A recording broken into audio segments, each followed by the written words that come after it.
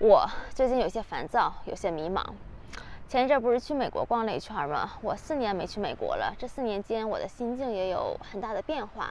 这次去也是想看一下，就当下的心境，就美国和欧洲生活，再做一下比较。结果比较之后更迷茫了，因为两边的优缺点都各有，而且生活感受上还蛮互补，所以我真的选不出来以后想在哪儿生活。我这个人吧，说是随遇而安，其实哪儿都不安。我适合住外星球。有的人30左右已经明确自己想要什么生活了。我举几个例子吧，就以美国和西班牙这2个我比较熟知的国家来讲。我有一个清华美院的学姐，她在西班牙中部的一个小镇，养花、种菜、办中西文化交流、美术馆，生活的像诗一样。那我表妹呢是住在离休斯顿城中心30分钟车程的这么一个大 house 里，过着典型的美式生活。我有一个朋友呢，他就离不开纽约，就喜欢待在这个令人兴奋而嘈杂的宇宙中心。那我还认识一个美国人，他搬去了西班牙北部的毕尔巴鄂城郊，觉得那儿是一个风水宝地。而我并没有明确想要在哪儿过怎样的生活，就没有一个决策，也就好似选不出来老公。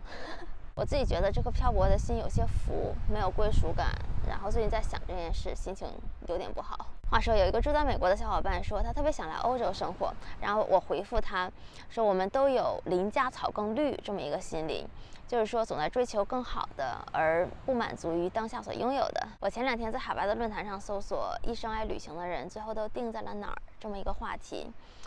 回复的帖子众说纷纭，但是有一小段我摘抄一下，觉得特别有意思。他是说 The curse of the traveler， 旅人的诅咒。An old vagabond in his 60s told me about it over a beer in Central America. Goes something like this. The more places you see, the more things you see that appeal to you, but no one place has them all. In fact, each place has a smaller and smaller percentage of the things you love, the more things you see. It drives you, even subconsciously, to keep looking for a place for not that's perfect, but for a place that's just right for you. But the curse is that the odds of finding just right get smaller, not larger, the more you experience. So you keep looking even more, but it always gets worse the more you see. 大概的意思是说，你去过的地方越多，你看到的东西越多，每个地方在你记忆中所占的比例就越小。就你看的越多，越去找，你就越迷茫。世界上没有桃花源，就古代一生颠沛流离或者漂泊的文人墨客还少吗？像我这种没有归属感的人，世界上也肯定不止我一个。经过几天的思考，好消息是我渐渐得到一个结论，就是说每个地方都有不同的能量场。你在一个地方觉得过荷之后，你可以换一个地方调节一下。那可能对我来说最快乐的活法就是每年欧洲待4个月，北美待4个月，亚洲待4个月，比如日本或者回国陪陪家人。当然理想很丰满，现实很骨感，短期之内肯定实现不了。但这是我的一个畅想。嘿 ，Hello there， 闯入境的狗狗，在那儿呢。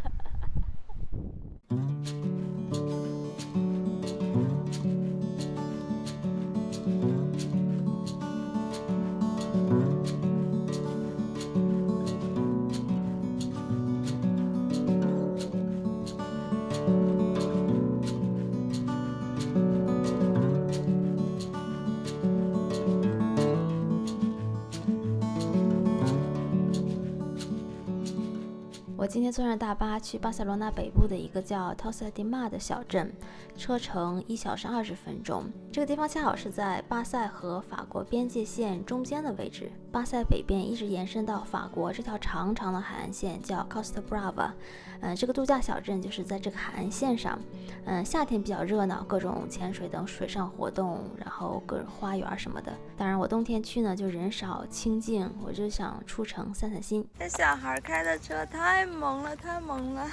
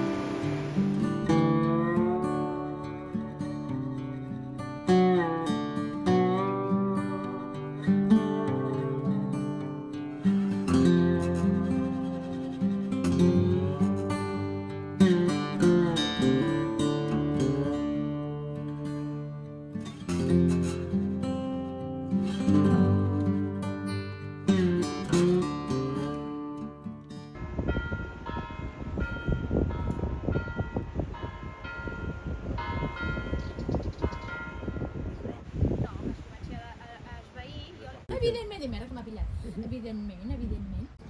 Lo que no m'agrada és que deixa el mòbil allí damunt. 哦，这个雕像的由来是1951年，英国在这拍了一个电影《Pandora and the Flying Dutchman》，然后把这个小镇带火了。这是当时的女星。现在气温14度 ，nice。水是很清很清的。这边夏天的海滩上人就特别多。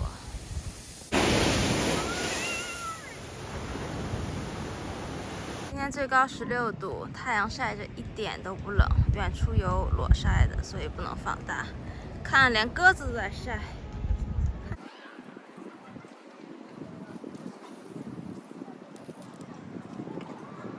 这家不错。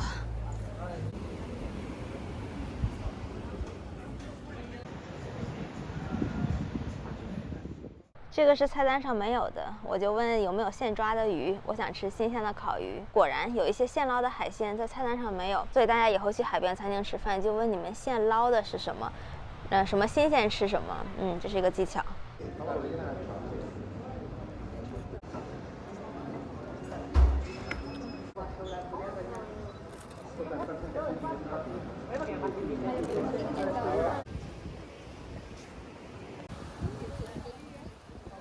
这个海就是看不够呀，太清澈了。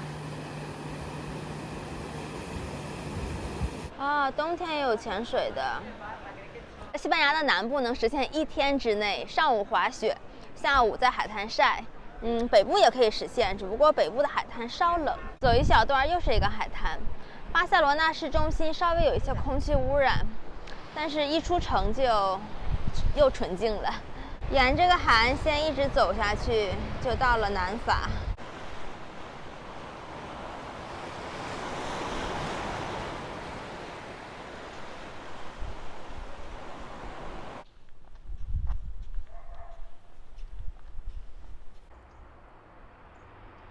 看来是小镇上的大户人家。骑摩托车酷酷的，但我觉得挺危险，我自己不敢骑。这有一个 van， 哇，太酷了，太酷了。Let's stop. Hi. Hi. Can film a little bit? Yeah, sure. I started in Germany, and then through the Netherlands to Portugal, now Spain. Wow, there's no restrictions crossing the border, right? No, not at all. Wow, that's super cool. That's super cool, yeah. I've done layers, and there I put the food, and there's the kitesurf equipment. The kitesurf, like the board, the kite. Here's the storage. There are the clothes, and there are like books. Do you have a fridge? No. So in the summertime was quite hard. I had like soya milk, and I went bed in 2 days. 在欧洲床车我也要搞起来，但不着急，慢慢来，一切都会有的。它这个大小我觉得合适。它买加上维修是5000欧。那个房车是德国的帅哥和意大利的女生，他们已经走过了好几个国家了。它呢就属于极简的构造，没有大型的电池，所以他们现在晚上觉得有点冷，因为没有电池就无法用电热毯啦、小暖气啦。车道旁边有小土路，就人走的，行人友好。西班牙没有壮阔的雪山，它就是闲适的小调调，静心。我前2天去健身房练腿了。然后腿很酸，所以发现走不到我想去的一个终点，然后就折返回城里晃悠吧。这件上衣是我新入的羊毛打底，是 Icebreaker 200厚度的。纯羊毛的打底呢，分为150厚度的，是全季节穿，比较薄的那种；200厚度就是天气凉了一点穿；250是最厚的，适合冬天穿。真的是柔软亲肤，还防臭，对于以后几天徒步来讲，不洗也不臭。这几天巴塞罗那都是10到15度，我穿它再加上 Lululemon 那个薄的棉服就刚好。说是 base layer 打底，但是脱去外套还是能外穿的。你看细节，还有小松树。这篮球场是不是有点坑孩子呀？框不应该在那儿吗？对了，刚刚住 van 的那个德国小哥，我问他全德国，如果你随便选，你想住哪？以我的想法，可能觉得会说是德国南部或者是柏林，但是他说是要在北部的波罗的海沿岸选一个小城，这真的挺神奇的。每个人对这个世界的感受和喜好是那么不同。大巴车晚点了2个小时，今天星期天，反正就是太不靠谱了。然后就在这个闹泱泱的环境里点杯咖啡，坐着等吧。你说官网上的运营时间表怎么就随意取消车次呢？而且不更新一下。幸好旁边有西班牙人给公交那个总站打电话，说是2个小时之后会有一趟回去。